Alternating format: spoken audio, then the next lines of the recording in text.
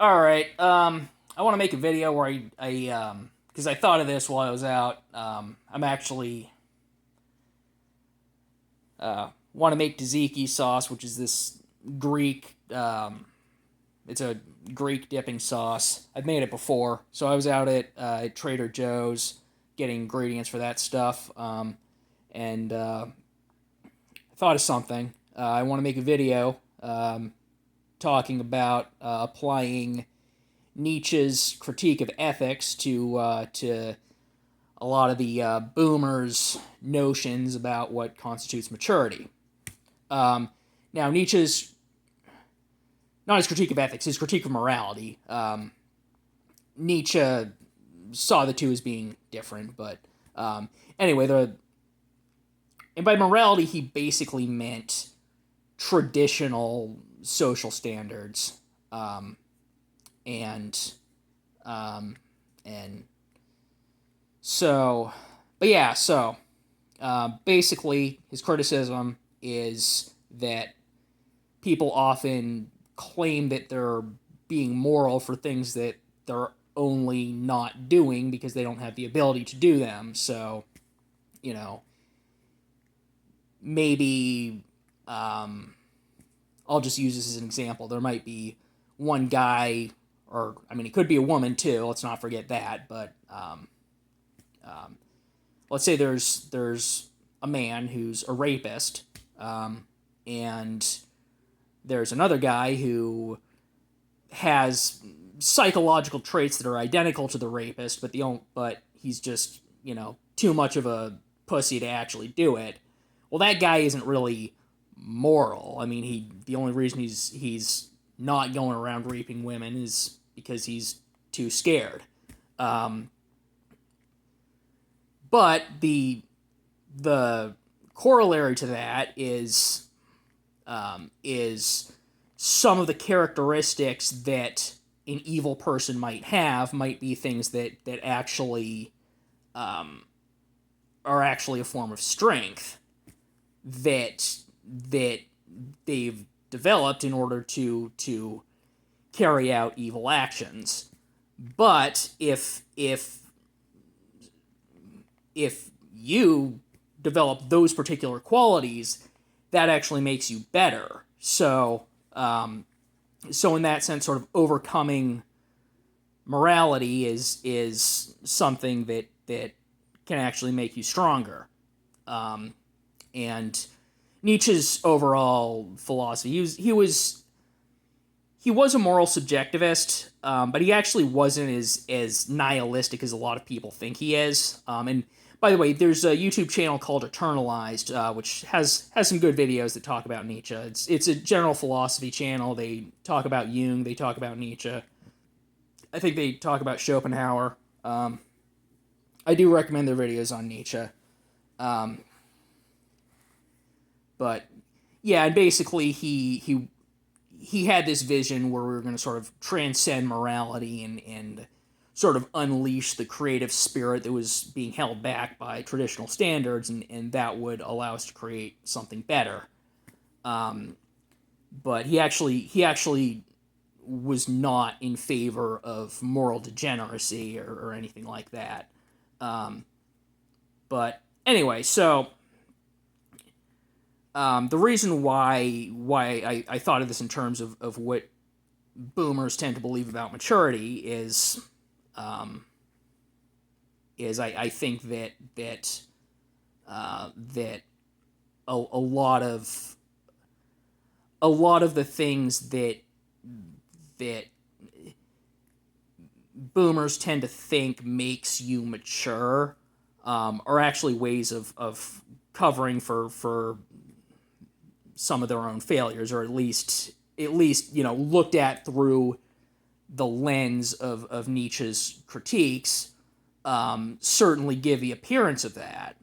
Um, so for example, boomers who are more left wing tend to have this attitude towards you know young people's dreams of what they want to accomplish in life, that they might be you know actually really really major dreams, very ambitious dreams.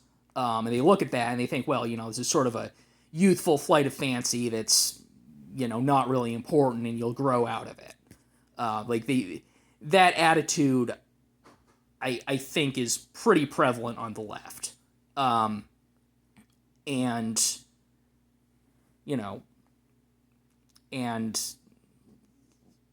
I think that leftists, when they tend to think about what makes you a mature person, a lot of it is, and I'm talking about, leftist boomers. I think a lot of it is, it's sort of like this idea that you're not really gonna accomplish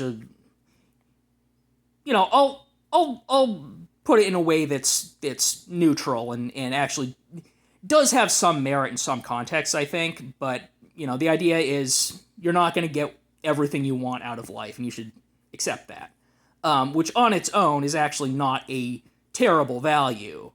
The problem is that, I'm not even gonna talk about ethically where I think that crosses the line, because that's not really the point of this video.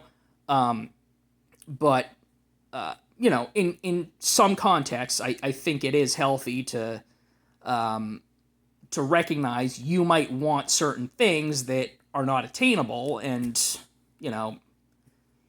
you might actually make yourself stronger by just getting over it and moving on with your life. I don't think there's anything inherently wrong with that, but why would left-wing boomers want to direct that specifically at young people's dreams of success? And even when I say something like young people's dreams of success, there's a part of me that's sort of like, oh my god, if a boomer leftist is watching this, they're gonna think I'm some naive dork who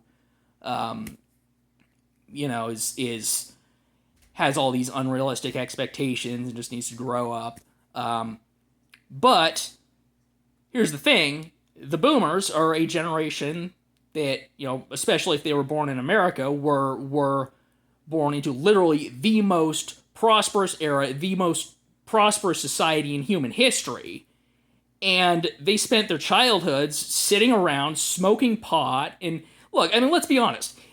The boomers who are old and they're still leftists, they're the same people who spent their childhood sitting around smoking pot, doing jack shit with their lives, completely wasted their youths, wasted a lot of potential, and they never grew out of it. That's the reason why you'd still be a leftist if you're an old person and you're a boomer, is because that's who you were when you were young and you never grew up. And it's probably actually pretty embarrassing for them to think that younger generations have grown up in a world that's complete shit, and we might actually amount to something that they were never able to achieve, because we, that is a possibility that would, if they saw that happen, imagine if every millennial and every person in Gen Z ended up being successful to a greater degree than the boomers were, when we've had way worse struggles. That would probably be pretty humiliating for a lot of these people. And so, I think that if you're looking at it the way that Nietzsche would, you might come to the conclusion that they're hiding behind this notion of maturity in order to denigrate values that would make them feel ashamed of how they've failed. And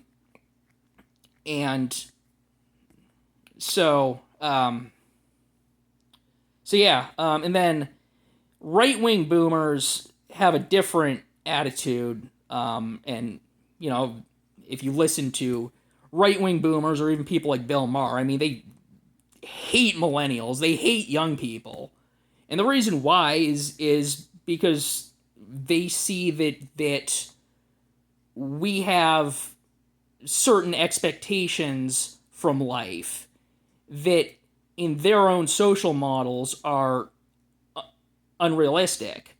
And I think that they're afraid that we're going to make their social models obsolete.